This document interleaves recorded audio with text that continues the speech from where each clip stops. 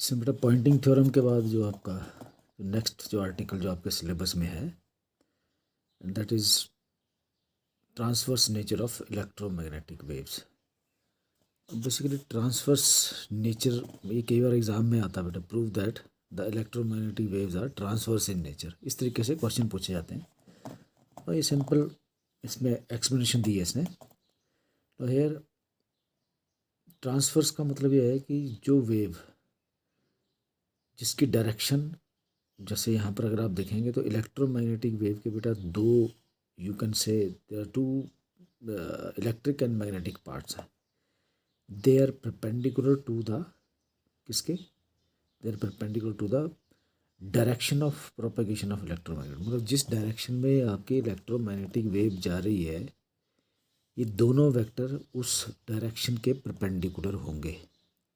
अगर इस तरीके की सिचुएशन किसी भी वेव के साथ बनती है बेटा तो that wave is called transverse wave. ठीक है। Now here in other word, to show electromagnetic waves are transverse in nature we have to show, हमें ये बेटा प्रूव करना पड़ेगा कि ई एंड बी जो कि दो पार्ट हैं इलेक्ट्रोमैग्नेटिक वेव के, वो परपेंडिकुलर हैं किसके, प्रोपेगेशन ऑफ, प्रोपेगेशन का मतलब जिस डायरेक्शन पर जिस डायरेक्शन में आपकी इलेक्ट्रोमैग्नेटिक वेव जा रही है।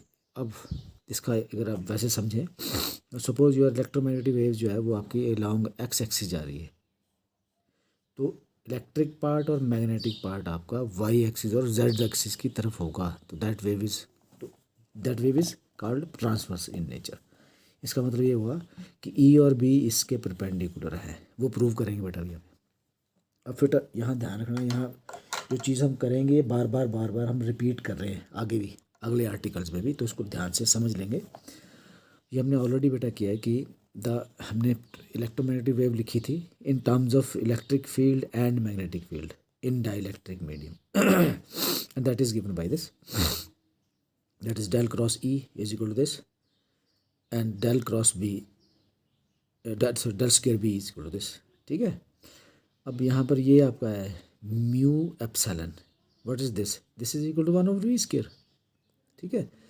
तो यहाँ पर इसमें यहाँ इसको इस फॉर्म में इसको लिख लिया है। सिमिलरली इधर भी बेटा वही है, एग्जैक्टली सेम। ध्यान रखना जरा, मैं फिर ये बोल रहा हूँ, ये जो जितना भी बेटा हम कर रहे हैं ये बार बार रिपीट करेंगे आगे। अब ये जो दो वेव इक्वेशन हमने लिखी है दे आर सेम, इन दोनों का जो सॉल्यूशन है इसको स्टैंडर्ड सॉल्यूशन बोलते हैं बेटा, ये मैथमेटिक्स में भी आप पढ़ते हैं। The plane wave solutions of above equations are written as, इन दोनों का, and that is E R T. ये आर टी, आर बेटा स्पेस कोऑर्डिनेट है, टाइम है, मींस ये जो इलेक्ट्रिक फील्ड है वो इन दो, इस दो उसके जो कोऑर्डिनेट्स हैं इनके ऊपर डिपेंड करती है, इन दो चीज़ों के ऊपर डिपेंड कर रही है, स्पेस के ऊपर भी और टाइम के ऊपर भी। It is equal to E not exponential iota. ये बेटा अगेन ये आपको बार बार आएगा, तो इसको आप याद कर लें। The solution of these two equation, general solution is this and that is exponential iota K dot R minus omega T. Same इसका भी यहाँ पर भी, यहाँ पर सिर्फ ई की जगह बी आएगा। अब यहाँ पर बेटा ये दो आपके आए ई नॉट और बी नॉट, ये क्या है बेसिकली एम्पलीट्यूड, एंड ये होता है कॉम्प्लेक्स एम्पलीट्यूड। कॉम्प्लेक्स एम्पलीट्यूड का मतलब है कि इसमें आपका रियल पार्ट भी है और आपका इमेजिनरी पार्ट भी, इसलिए वो क्वांटिटीज़ आपकी कॉम्प्लेक्स हो जाती हैं बेटा ऑफ ई एंड बी। और ये जो के है बेटा ये आपका क्या है, it is a wave propagation vector. R मैंने बेटा आपको बता दिया, this is space coordinate, that is X Y Z, इनको रिप्रेजेंट कर रहा है बेटा। ठीक है। X plus Y plus Z is equal to R minus omega T, T is the time. ठीक है। अब यहाँ पर बेटा ये इसने वैल्यू बताई है, अगेन इनको फिर बार बार पुट करेंगे, मीन्स के इज़ द क्या था, वेव प्रोपेगेशन वेक्टर, इसको वेव नंबर भी बोलते हैं, it is a wave propagation vector. इसकी वैल्यू के वेक्टर है ना बेटा, that is magnitude into direction, that is unit vector, it is equal to K is equal to basically 2 pi by lambda. Lambda बेटा wavelength है। ठीक है। उस wave की वेव लेंथ जिसका ये वेव वेक्टर है या वेव प्रोपेगेशन वेक्टर है। N cap it is equal to, अब ये लैम्डा इज इक्वल टू बेटा क्या, it is V over nu, तो इट इज़ वी न्यू पर चला गया बेटा, 2 pi nu basically it is omega. Again ये रिलेशन हमने ऑलरेडी किए हैं बेटा, न्यू क्या बेटा, it is a frequency, it is equal to omega और V N cap. Means K की जगह आप ये वैल्यू पुट कर सकते हैं ना, where N cap is the unit vector in the direction of wave propagation. जिस डायरेक्शन में आपकी वेव प्रोपेगेट कर रही है उसकी वो डायरेक्शन है, उसको यूनिट वेक्टर बोल रहा है। अब बेटा डाइलेक्ट्रिक में किया हमने, तो कहता in dielectric medium del cross E sorry del dot E और del dot B is equal to zero. ये हमने बेटा अभी जो पीछे हमने Maxwell equation in dielectric medium में लिखी है हमने, ठीक है। डाइवर्जेंस ऑफ ई और डाइवर्जेंस ऑफ बी ये तो ऑलरेडी आपकी जीरो मैक्सवेल इक्वेशन में, ठीक है। अब कहता taking divergence of equation number one, यहाँ पर जो इक्वेशन नंबर वन है बेटा आपकी, ये जो इक्वेशन नंबर वन कहता इस इक्वेशन नंबर वन के दोनों तरफ क्या लिया इसने, डाइवर्जेंस ले ली। तो इसकी डाइवर्जेंस, इसकी डाइवर्जेंस। डाइवर्जेंस का मतलब बेटा क्या है, बेसिकली डाइवर्जेंस आपका क्या है, डेल है। और डेल की वैल्यू बेटा क्या है, वो हमने ऑलरेडी की है, that is del over del X, del over del Y. Your del is, यहाँ पर लिख रहा हूँ बेटा, your del is equal to del over del X I cap plus del over del Y J cap plus del over del Z K cap. ये space को बेटा represent कर रहा है। ओवरऑल अगर टोटल करेंगे तो it is del is equal to del over del R. ये आपका अगर आप देखेंगे तो ये सबको रिप्रेजेंट कर रहा है बेटा आर, और ये जो आर वेक्टर, ठीक है। अब यहाँ पर अगर आप देखेंगे तो ये del dot E not exponential iota, इसका अगर आप में बेटा डाइवर्जेंस लेनी है तो आपको मतलब आपका क्या करेंगे, आप डिफरेंशिएट करेंगे इसको विद रिस्पेक्ट टू आर। जब डिफरेंशिएट करेंगे बेटा आप इसको डिफरेंशिएट करेंगे विद रिस्पेक्ट टू आर, तो मीन्स दिस इज, ये बेसिकली क्या है, डेल ओवर डेल आर, ठीक है, डॉट दिस। तो अब इसकी जो आप डिफरेंशिएशन करेंगे तो अब नेचुरली इधर आपके डेल ओवर डेल आर क्या है इसमें, तो आपके पास ये वैल्यू आपके पास कैसे आएगी, it is iota cap, iota के, इसकी डिफरेंशिएशन होगी, ये ज़ीरो आएगा बेटा, डॉट बाकी आपका ये आपको पता है इसको एक्सपोनेंशियल को कैसे हम डिफरेंशिएट करते हैं, तो you will it is dot, ये वैल्यू एज इट इज़ आएगी। ओके, नाउ ये क्या है बेटा आपका, दिस इज़ ई, अभी पीछे हमने किया। Now it means your del dot E it is equal to iota K dot E, is it. Since अभी हमने किया बेटा del dot E is equal to zero, क्योंकि डाइलेक्ट्रिक में इसकी वैल्यू ज़ीरो होती है, इसका मतलब iota K dot E is equal to zero. Now अब नेचुरली बेटा इसके एक साइड में ज़ीरो है, तो या तो ये ज़ीरो होगा या ये ज़ीरो होगा। आयोटा आपका ज़ीरो होगा नहीं बेटा, तो ज़ीरो क्या है बेटा, K dot E it is equal to zero. तो के क्या है बेटा, बेसिकली क्या है, it is a wave propagation vector, जिस डायरेक्शन को वेव जा रही है।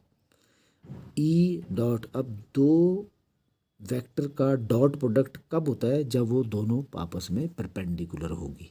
समझ में आई बात, जो डॉट प्रोडक्ट कब होता है, उन दो वेक्टर का डॉट प्रोडक्ट कब जीरो होगा, जब वो परपेंडिकुलर होगी। तो ये कंडीशन सेटिस्फाई हो रही है, तो इट मीन्स के और ई आपका क्या है, परपेंडिकुलर है।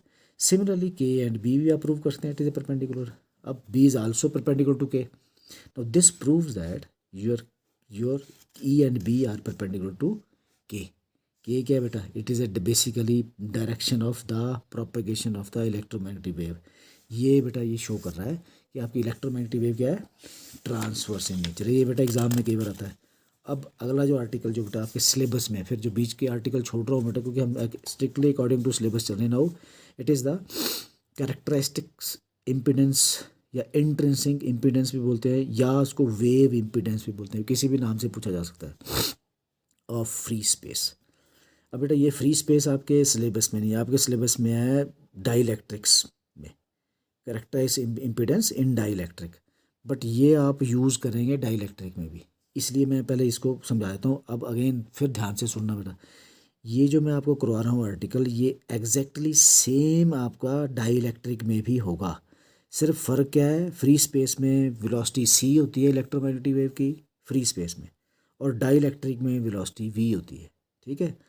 और इसी वेरिएशन को यूज़ करेंगे, बाकी जो स्टेप्स हैं दे ऑल आर इक्वल। तो इन स्टेप्स को अच्छे से देख लेंगे, समझ लेंगे, वो सेम स्टेप्स बेटा रिपीट होंगे अगले आर्टिकल में, जब हम किस में करेंगे, डाइलेक्ट्रिक में करेंगे। यहाँ फ्री स्पेस में कर रहा हूँ बेटा मैं। नाउ डेफिनेशन क्या, it is defined as the ratio of the magnitude of the electric field intensity E to the magnitude of the magnetic field intensity H. इन दोनों की रेशो जो है, इन दोनों की किसकी रेशो बेटा, मैग्नीट्यूड की ध्यान रखना, इसलिए ये क्या बेटा मॉड में है, ये मैग्नीट्यूड है सिर्फ, एंड दैट इज, इसका मतलब ये होगा ये जो इम्पिडेंस है ये आपकी क्या बेटा, it is a scalar quantity. Now Z0 is equal to E and it is equal to this.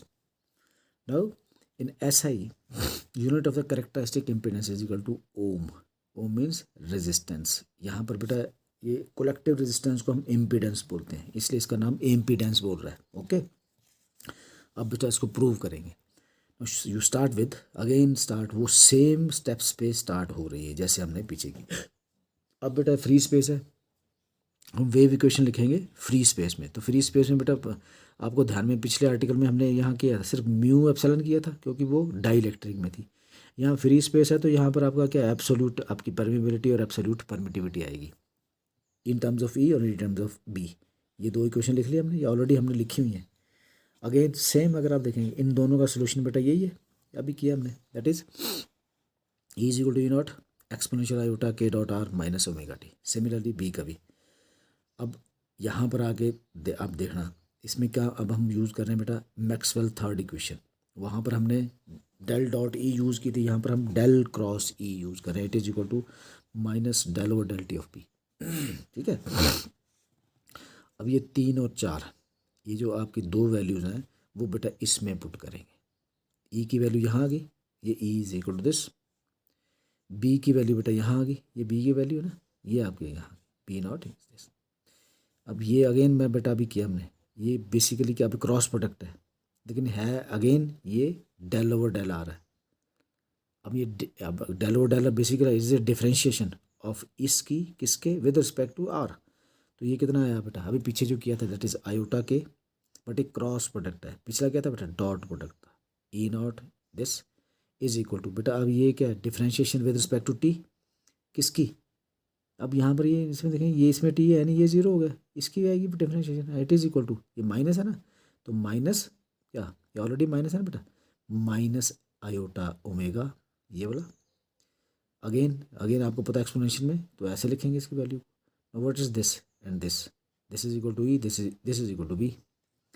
Now it is, अब एक तो बेटा आयोटा के, यहाँ पर ये दोनों तरफ आयोटा कट गया, आपके पास क्या है K cross E is equal to omega B. यहाँ तक बात क्लियर होगी. नाउ कहता है देयरफॉर,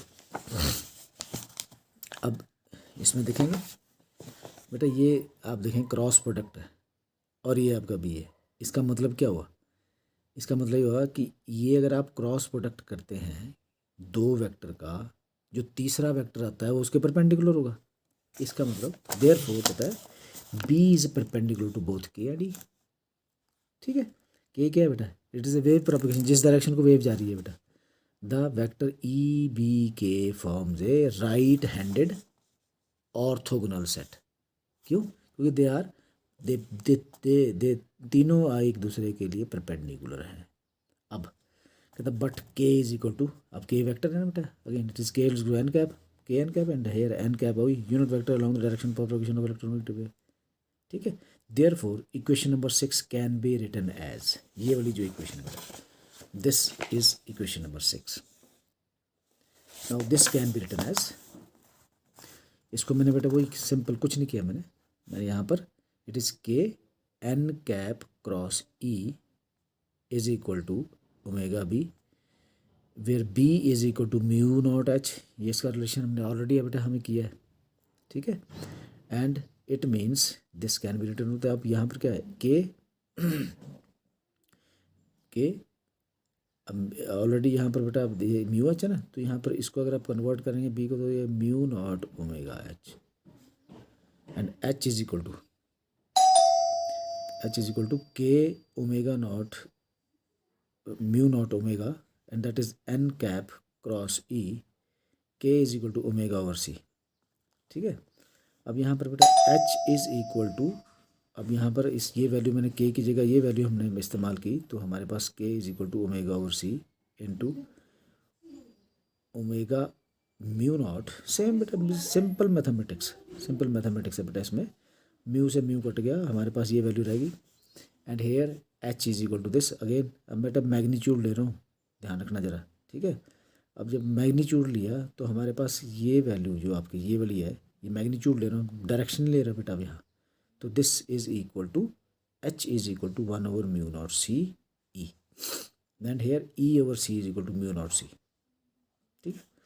अब इन फ्री स्पेस में बेटा आपका क्या है, your C is equal to, ये पीछे हमने प्रूव किया बेटा हमने, 1/μ0 एप्सिलॉन नॉट अंडर रूट, ये रिलेशन है permeability and permittivity. It mean C की जगह मैं ये यूज़ करूँगा, यहाँ से एक ये कट गया म्यू से, तो हम ये आपका ठीक है ऊपर आपका आ गया, it is your μ0 over epsilon not your under root, it means E over H is equal to this. अभी यही बेटा हमने प्रूव किया। अब यहाँ यूनिट बताएगा बेटा, क्योंकि यूनिट से पता चलेगा कि ये क्या इम्पीडेंस है, इम्पीडेंस मीन्स रेजिस्टेंस का यूनिट है कि नहीं है।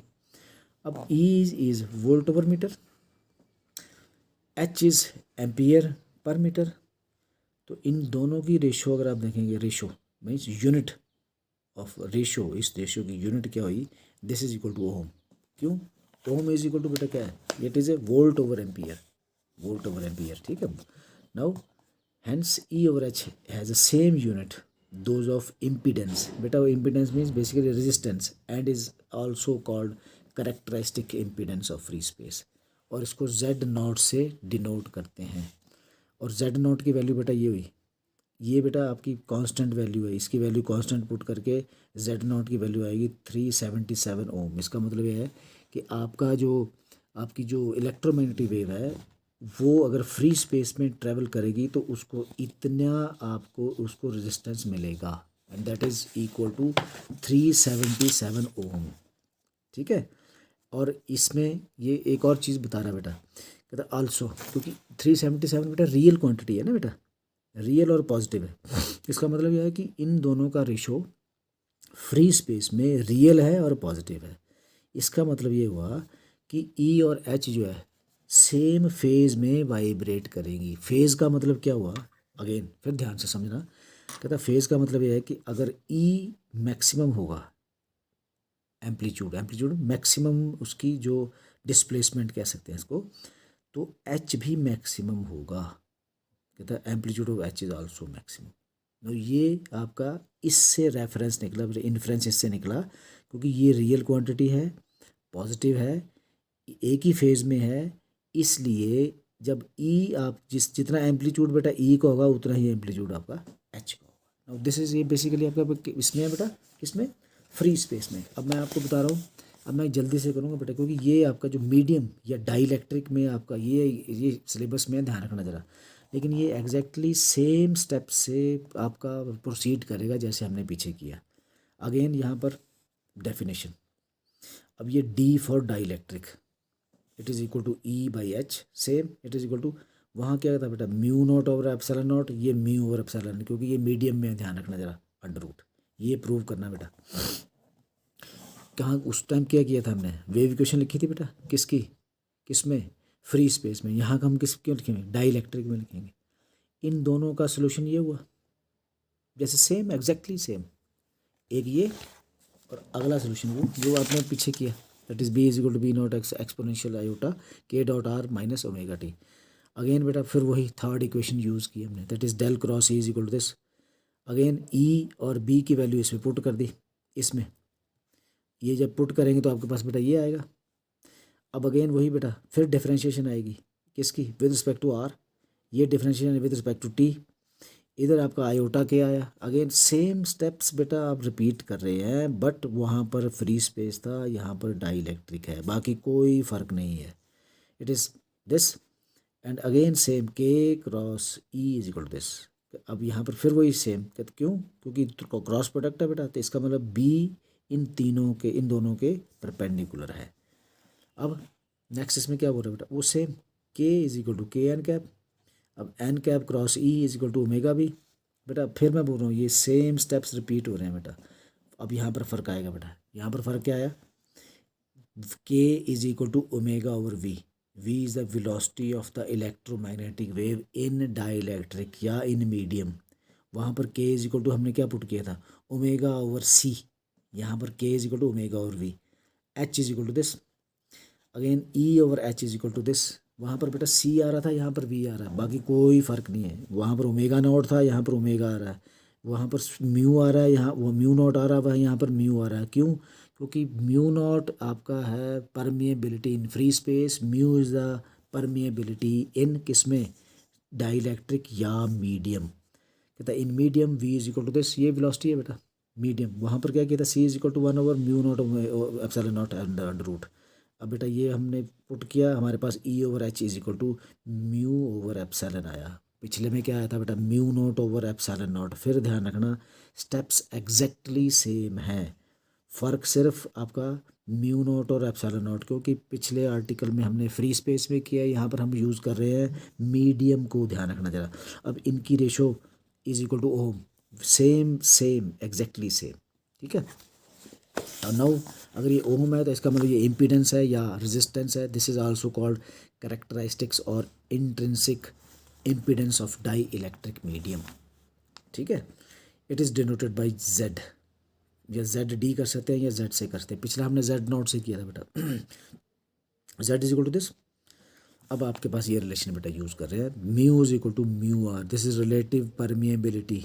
Mu is equal to, this is permeability in medium, it is equal to relative permeability into absolute permittivity. Same permittivity का भी रिलेशन है। मीन्स म्यू और एप्सिलॉन की जगह हम ये वैल्यू लिखेंगे, ये वैल्यू लिखेंगे, तो आपका mu R epsilon. Now this is mu R over epsilon R into mu naught over epsilon naught. Now what is this, this is Z naught. Where Z naught is equal to this is impedance of free space. Now it means Z is equal to Z naught mu r over epsilon naught under root. Now this is the relation between two impedance. One impedance in free space, another impedance in dielectric. ये कई बार exam में पूछा जाता है। आज हम